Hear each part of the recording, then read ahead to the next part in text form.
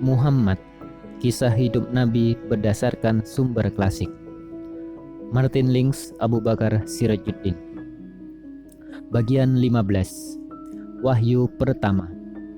Tidak lama setelah adanya tanda-tanda lahiriah mengenai otoritas dan misinya, Muhammad mulai mengalami tanda-tanda kekuatan batiniah yang mendukung tanda-tanda lain yang telah beliau sadari sebelumnya. Ketika ditanya mengenai hal itu, beliau berbicara tentang mimpi yang benar. Menurutnya, mimpi itu bagaikan kilatan cahaya. Mimpi-mimpi tersebut membuat beliau lebih sering menyendiri dan pergi melakukan penyendirian spiritual tahannus di sebuah gua di Bukit Hira, tidak jauh dari pinggiran kota Mekah. Tahannus bukan sesuatu yang aneh bagi kaum Quraisy dan sudah menjadi praktik tradisional di kalangan keturunan Ismail.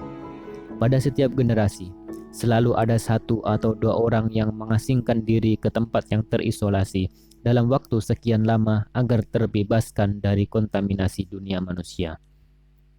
Dalam mempraktikkan kebiasaan lama ini, Muhammad membawa berbagai perbekalan dan mengkhusyukkan diri pada malam-malam tertentu untuk menyembah Tuhan. Kemudian pulang ke keluarganya.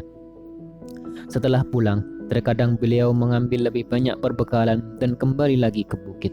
Selama beberapa tahun, saat beliau meninggalkan kota dan menuju ke tempat meditasinya, sering beliau mendengar dengan jelas ucapan, "Assalamualaikum, wahai utusan Allah, Rasulullah." Lalu beliau berbalik dan mencari orang yang mengucapkannya. Namun beliau tidak melihat seorang pun, seolah-olah kata-kata itu berasal dari sebuah pohon atau batu. Ramadan adalah bulan yang biasa digunakan untuk mengasingkan diri. Pada suatu malam menjelang akhir Ramadan, dalam usianya yang ke-40, ketika beliau tengah sendirian di dalam gua, datang kepadanya seorang malaikat dalam rupa manusia. Malaikat itu berkata kepadanya, "Bacalah." Beliau menjawab, "Aku tidak dapat membaca," sebagaimana beliau tuturkan. Malaikat itu mendekapku sampai aku sulit bernapas. Kemudian ia melepaskanku dan berkata, "Bacalah." Kujawab, "Aku tak dapat membaca." Ia mendekapku lagi hingga aku pun merasa tersesak. Ia melepasku dan berkata, "Bacalah." Dan kembali kujawab, "Aku tak dapat membaca." Lalu ketiga kalinya, ia mendekapku seperti sebelumnya, kemudian melepaskanku dan berkata, "Bacalah dengan nama Tuhanmu yang menciptakan. Dia telah menciptakan manusia dari segumpal darah. Bacalah, dan Tuhanmulah yang maha pemurah, yang mengajar manusia dengan pena kolam. Dia mengajar kepada manusia apa yang tidak diketahuinya." Quran surat ke-96 ayat 1-5. Muhammad mengulangi kata-kata yang diucapkan malaikat itu, yang kemudian meninggalkannya. Beliau berkata, "Sepertinya kata-kata itu tertanam dalam hatiku." Namun beliau takut jangan-jangan telah menjadi penyair yang terilhami jin atau orang yang kesurupan. Karena itu beliau lari dari gua. Di tengah perjalanan menuruni tebing bukit, beliau mendengar suara di atasnya, "Hai Muhammad, engkau utusan Allah dan aku Jibril." Beliau menengadahkan kepala ke arah langit dan di sana terlihat tamunya. Masih dapat dikenalnya, namun sekarang jelas dalam rupa malaikat, memenuhi seluruh cakrawala. Kembali ia berkata, "Hai Muhammad, engkau Rasulullah dan aku Jibril." Nabi berdiri terpaku menatap malaikat itu. Beliau berpaling darinya, namun kemanapun beliau memandang, ke utara, ke selatan, ke timur, dan ke barat, malaikat selalu ada di sana, menapak di cakrawala. Akhirnya malaikat itu pergi, dan Nabi kembali menyusuri tebing menuju ke rumahnya. Selimuti aku," serunya kepada Khadijah. Dengan tubuh yang masih gemetar, beliau merebahkan dirinya di dipan, dipenuhi rasa cemas, namun tidak berani bertanya kepada beliau. Khadijah cepat-cepat membawakan selimut dan menyelimutinya. Ketika rasa takutnya telah mereda, Muhammad menceritakan kepada istrinya apa yang dilihat dan didengarnya. Setelah mengucapkan kata-kata yang menenangkan beliau, Khadijah pergi menceritakan hal tersebut kepada sepupunya, Warakah, yang kini telah sepuh dan buta. "Kudus, kudus," kata Warakah.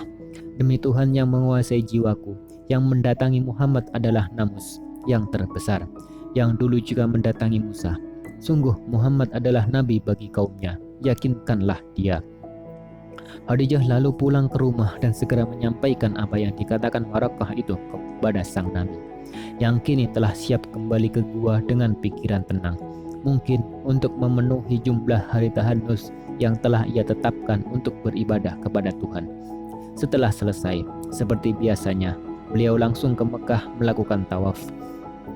Seusai tawaf, beliau melihat Warakah yang telah sepuh dan buta berada di antara orang-orang yang sedang duduk di masjid. Beliau pun mengucapkan salam kepadanya. Warakah berkata, "Ceritakanlah kepadaku, wahai putra saudaraku, apa yang telah engkau lihat dan engkau dengar." Nabi menceritakan kepadanya, dan orang tua itu kembali mengatakan apa yang telah ia sampaikan kepada Khadijah. Namun, kali ini ia menambahkan, "Engkau akan didustakan orang, akan diperlakukan buruk, dan mereka akan mengusirmu, bahkan berperang melawanmu. Seandainya aku masih hidup pada saat-saat itu, Allah tahu, aku pasti akan membela kebenaran agamanya."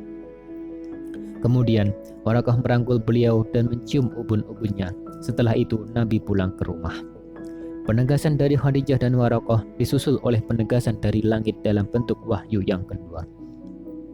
Peristiwa turunnya tidak disebutkan, namun ketika ditanya bagaimana wahyu datang kepadanya, Nabi menyebutkan dua cara.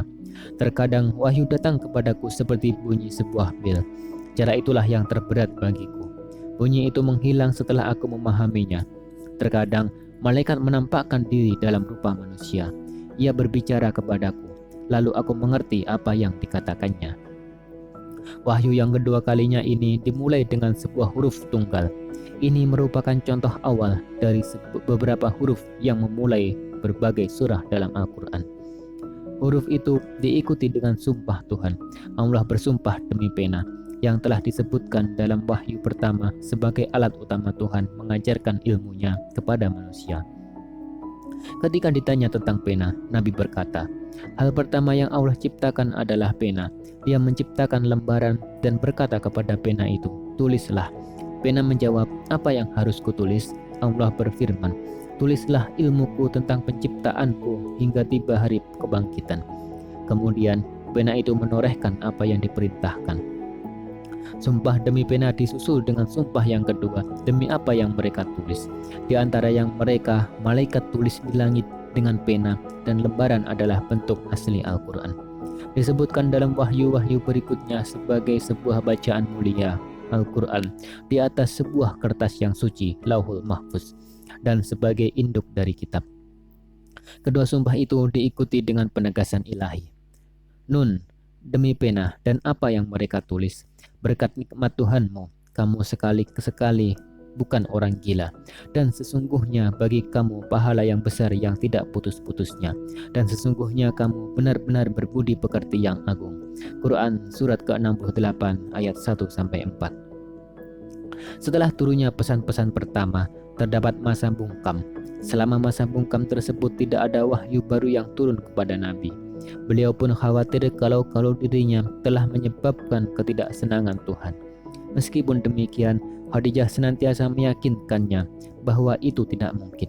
Kemudian masa bungkam itu berakhir, datanglah kepastian yang memuat perintah pertama berkaitan langsung dengan misinya.